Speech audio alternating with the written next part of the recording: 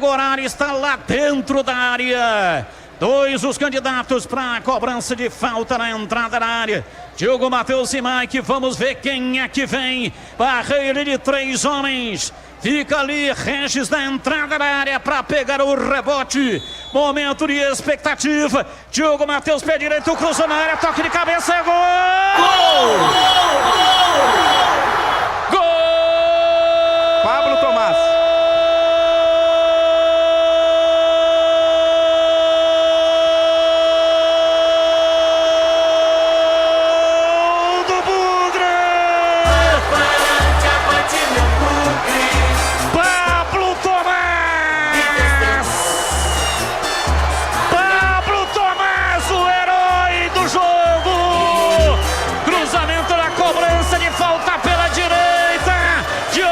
Fez o levantamento na área, confundiu toda a marcação do Vila.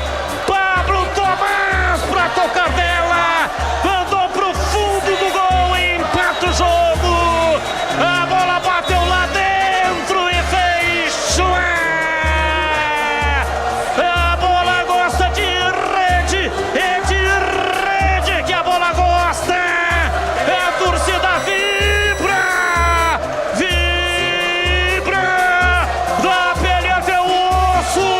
Dali Guarani, dali Bugre, no último momento, na raça e na coragem, na bola parada, com o auxílio da torcida, o torcedor jogou junto até o limite para empatar o jogo.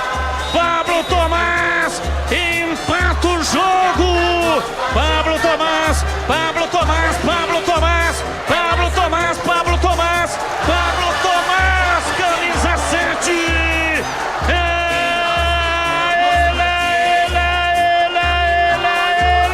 Ele, o autor do gol.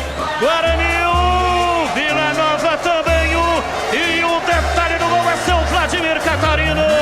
O Guarani não podia perder esse jogo, né, Batista? Tanto que pressionou, principalmente no segundo tempo, cobrança de falta perfeita do Diogo Matheus. Achou o Pablo Tomás dentro da área, cabeceou no contrapé do goleiro, mandou a bola para Cedes. Explosão no brinco, 1-1.